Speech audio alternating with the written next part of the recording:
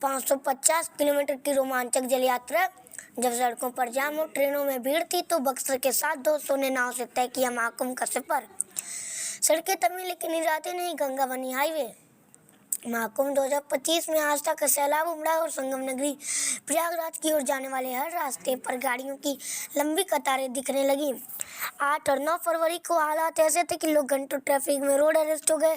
ट्रेनें खचाखच भरी थी, बसों में तिल रखने की जगह नहीं थी और हर ओर एक ही सवाल गूंज रहा था, महाकुंभ कैसे पहुंचे।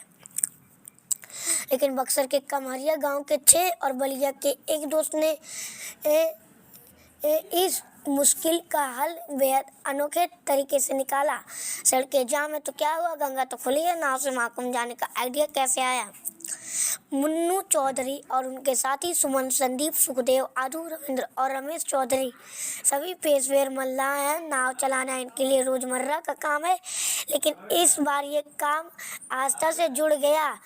मुन्नू बताते हैं, टीवी पर देखा कि हर ओर जाम लगा हुआ है, ट्रेन में भी बैठने की जगह नहीं है, तभी ख्याल आया क्यों ना अपनी नाव लेकर महाकुंभ चलें। पहले ये आइडिया मजाक जैसा लगा, लेकिन धीरे धीरे बात सीरियस होती गई। सबने तय कर लिया अब तो गंगा के रास्ते ही प्रयागराज जाएंगे। 2 इंजन, गैस सिलेंडर और राशन नाव बनी चलता फिरता घर। अब बारी थी तैयारी की। नाव पर 2 इंजन लगाए ताकि एक खराब हो जाए तो दूसरा काम करे। खाने पीने का इंतजाम, 5 किलो गैस वाला सिलेंडर, चूल्हा, सब्जी, चावल, आटा और 20 लीटर पेट्रोल। आराम के लिए रजाई गद्दे, क्योंकि सफ़र छोटा नहीं था। 11 फरवरी की सुबह 10 बजे बक्सर के कमरिया गांव से मोटर बोट रवाना हुई। नाव पर एक रोस्टर तैयार किया गया। 2 लोग नाव चलाते, बाकी 5 लोग आराम करते। इस तरह 84 घंटे की एडवेंचर यात्रा शुरू हुई। रास्ते में रोमांच, तेज बहाव, रात की ठंड और पेट्रोल की जुगाड़।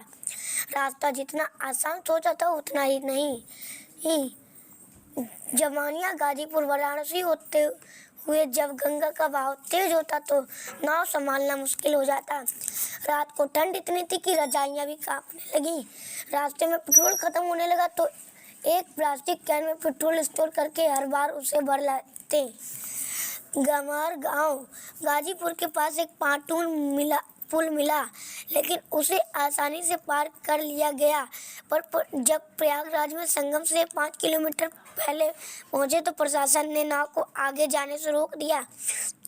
आखिरकार पैदल चलकर संगम पर डुबकी नाव के किनारे लगाकर सभी ने लगभग 5 किलोमीटर पैदल चलकर संगम तक सफर तय किया। 13 फरवरी की सुबह जब ये 7 दोस्त संगम में डुबकी लगाने पहुंचे तो उनकी थकान आस्था के जज्बे सामने फीकी पड़ गई। पूजा पाठ किया और उसी रात मोटर बोट से बक्सर की वापसी यात्रा शुरू कर दी।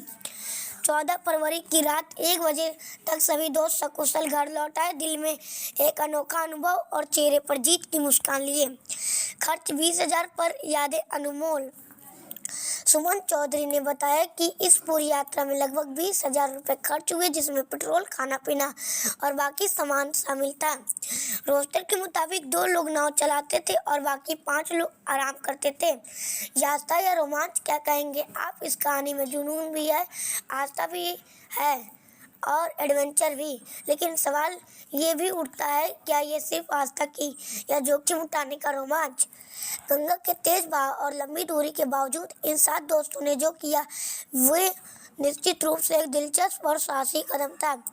तो आप क्या सोचते हैं, ये नाव यात्रा एक अनोखी आस्था की मिसाल है या खतरों से खेलने की कहानी? कमेंट करके जरूर बताएं। धन्यवाद।